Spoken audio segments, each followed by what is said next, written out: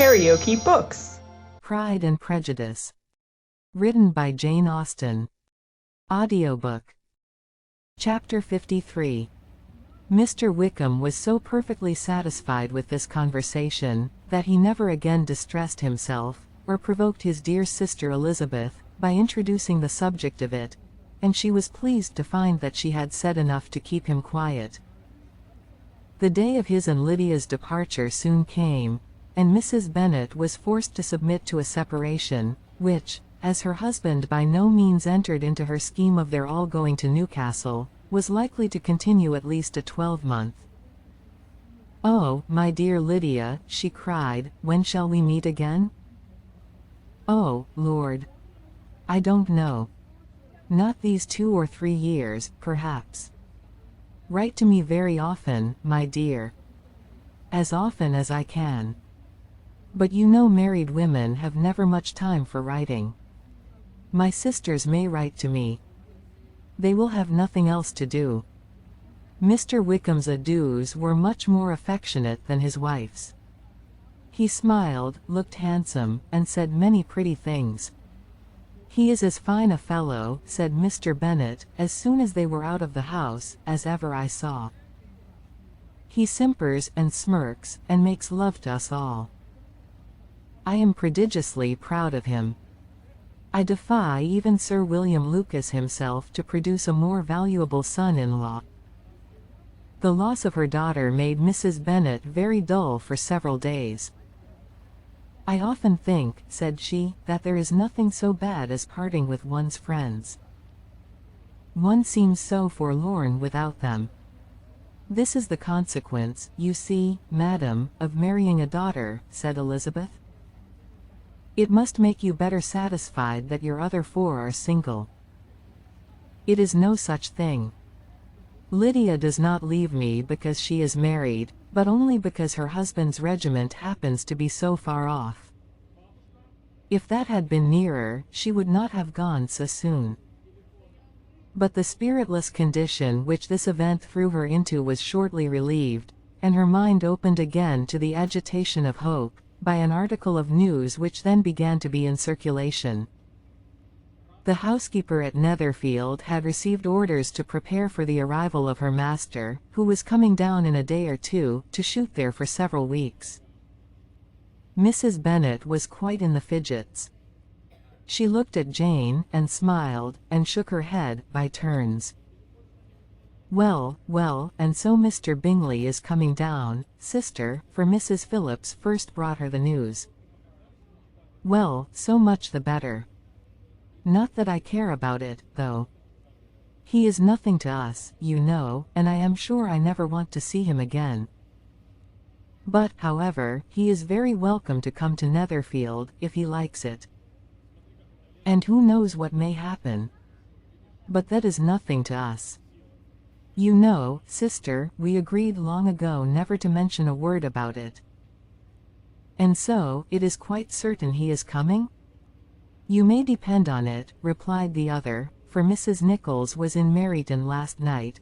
I saw her passing by, and went out myself on purpose to know the truth of it, and she told me that it was certainly true.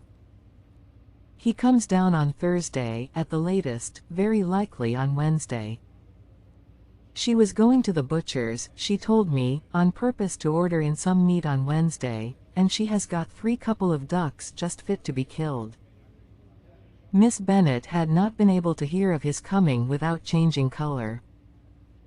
It was many months since she had mentioned his name to Elizabeth, but now, as soon as they were alone together, she said, "I saw you look at me today, Lizzie, when my aunt told us of the present report, and I know I appeared distressed, but don't imagine it was from any silly cause.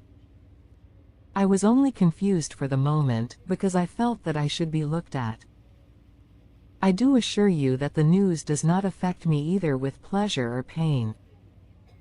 I am glad of one thing, that he comes alone, because we shall see the less of him.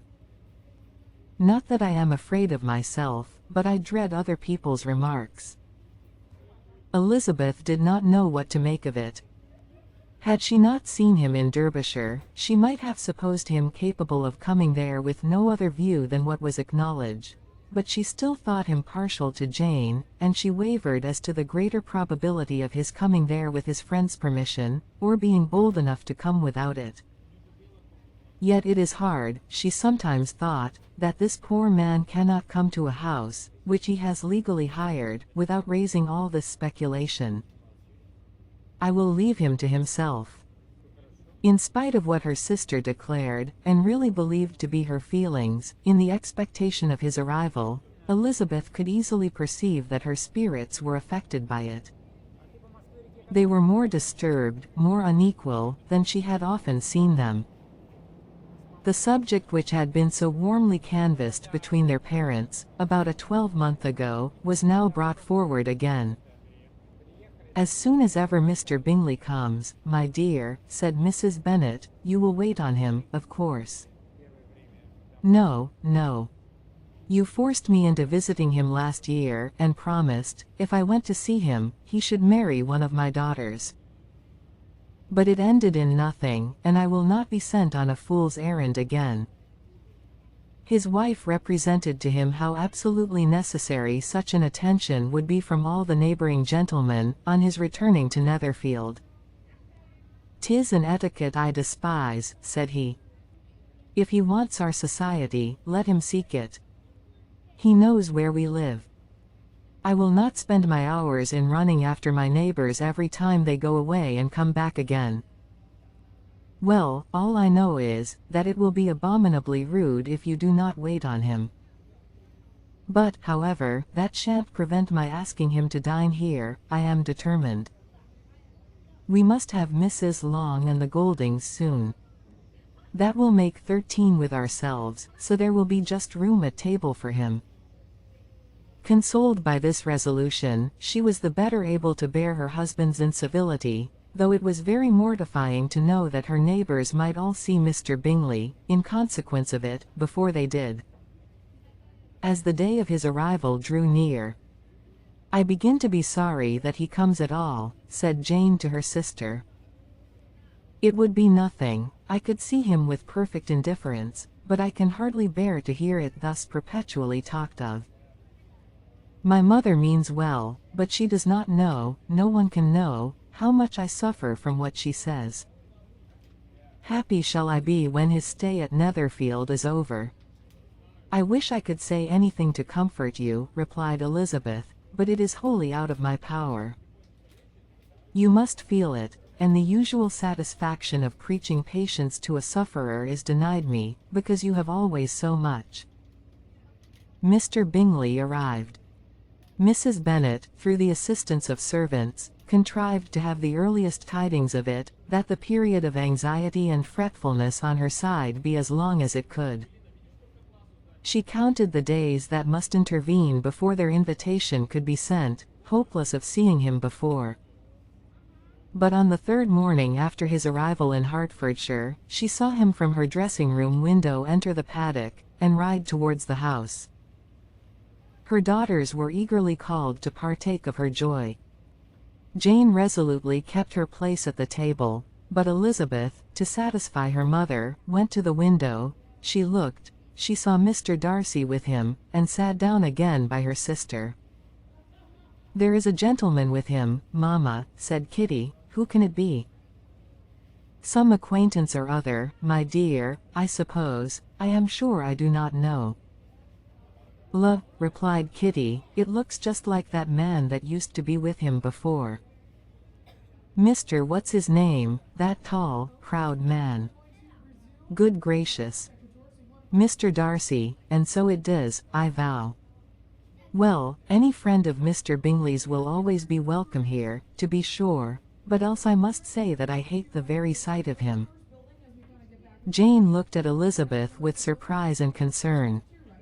She knew but little of their meeting in Derbyshire, and therefore felt for the awkwardness which must attend her sister, in seeing him almost for the first time after receiving his explanatory letter. Both sisters were uncomfortable enough. Each felt for the other, and of course for themselves, and their mother talked on of her dislike of Mr. Darcy, and her resolution to be civil to him only as Mr. Bingley's friend, without being heard by either of them. But Elizabeth had sources of uneasiness which could not yet be suspected by Jane, to whom she had never yet had courage to show Mrs. Gardiner's letter, or to relate her own change of sentiment towards him.